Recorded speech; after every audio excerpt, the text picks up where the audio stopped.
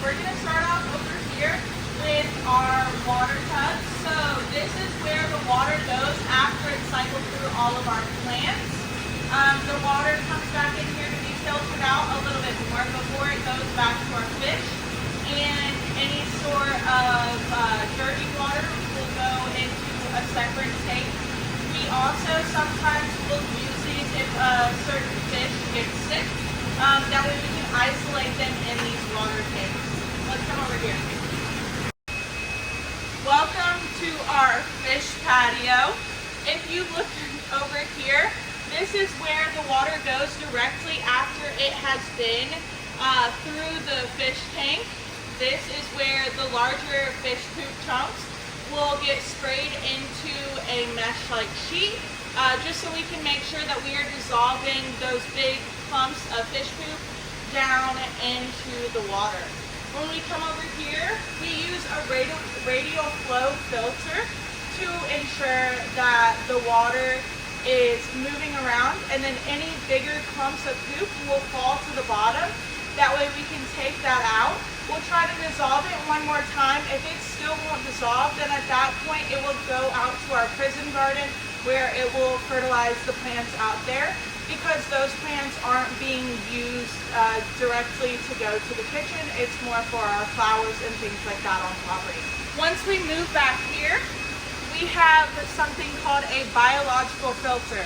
The reason it is called a biological filter is because we have these little plastic beads. If you can see on the beads, they have ridges. That is to increase the surface area. That way we can get as many bacteria on here as possible. It is important that we have as many bacteria on here as possible. That way all of the poop, we can turn that into nitrogen for the plants. So these bacteria are doing the same thing that any beneficial bacteria would be doing in the soil, and that is doing some nitrification. That way we can get as much nutrients as we can for these plants.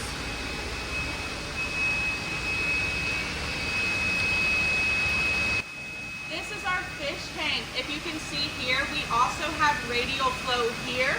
This is to ensure that all of the poop and nutrients are flowing down to the bottom, so we can get those as quick as possible to get them over to our plants.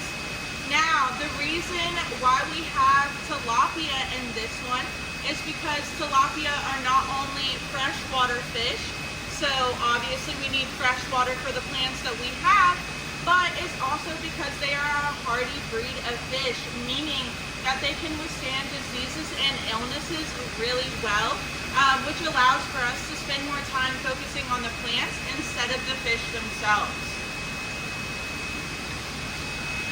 When we come over here, one of our last forms of filtration is a UV filter. The UV filter is all the way over here because it is the last step before it goes to the actual plants.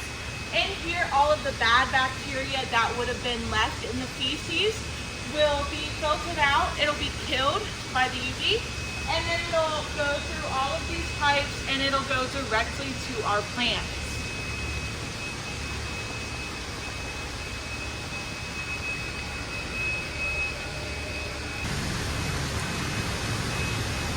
Now it's time for the star of the show, our produce. Now when we start off these produce, it starts off in the germination room by putting seeds into what we call Rockwell, which is this little fine fibrous material. It's a lot like the insulation that you would have in your walls.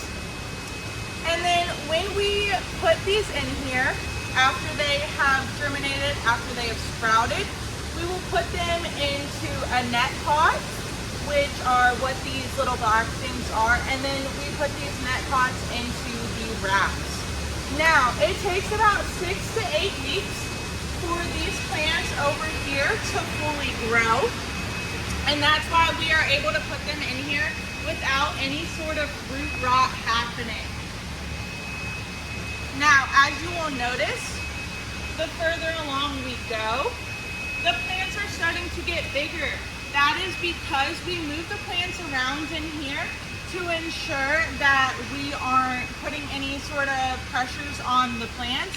and that the insects don't have any sort of reliable source of food because the plants are constantly moving. That's also why we change up what we are putting in each of these.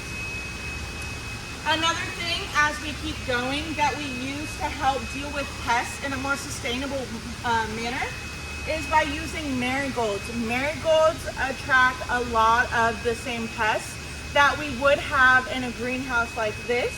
And so that is because of their bright colors, their great smell, and so that pulls all of the pests away from the actual plants that we're trying to eat and grow for produce and harvest. Once we get down here, we start getting to the lettuces that are actually ready to harvest. And so these will probably be harvested in about a week or two once they have gotten a tiny bit bigger. If you look in here, I can lift these up and you can see all of the roots are going directly into that water.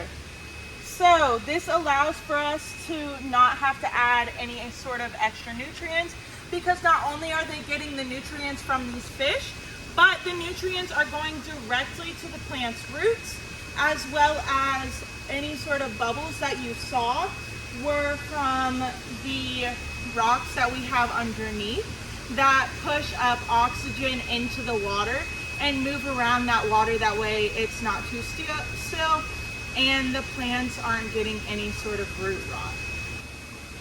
And now, welcome over to our herb section of the greenhouse. Over here we have garlic chives, which we use as a garnish and to add a little bit more flavor to the food that our chefs are making in the kitchen. And then over here we have nasturtium, and that can be really good for our gluten-free customers because the leaves do get about the size of a tortilla. So they can be used for wraps, or they can also be used as hamburger buns as an alternative for those customers. Once we move back here, we have some red vein sorrel, and that is really good. It can be used in salads like normal, or it can be used in addition to regular lettuce because it does have a little bit more of a tangy taste to it, so it can add just a little bit more flavor to those salads. We also have some viola or violet. It can be used oftentimes for a garnish or just to add a tiny bit of flavor because it is edible, but it is mainly used for a garnish on top of a salad or something like that. We have some dill over there to accompany our mini cucumbers that we are growing on property. In the future, we do have hopes of maybe selling some pickles. Up here, we have some celery that we have plans to give to the kitchen. Over here is my personal favorite within the Aquaponics greenhouse, and that is pineapple mint. You can tell that it is within the mint family because it has a square stem, but you'll notice that the leaves look a lot different than normal spearmint or other kinds of mints that you may be familiar with. And that's just because of the kind of mint that it is. Now, pineapple mint has a much tangier, citrusy flavor than normal spearmint, and it is also a little bit sweeter. If we come back over here, we do have some purple basil, which is used commonly as a seasoning or on pizzas, or for my favorite, pesto. And then to finish it off, we have a bunch of kale that we are growing as of right now, and we are going to be giving that to the kitchen for many, many salads that they have planned for us.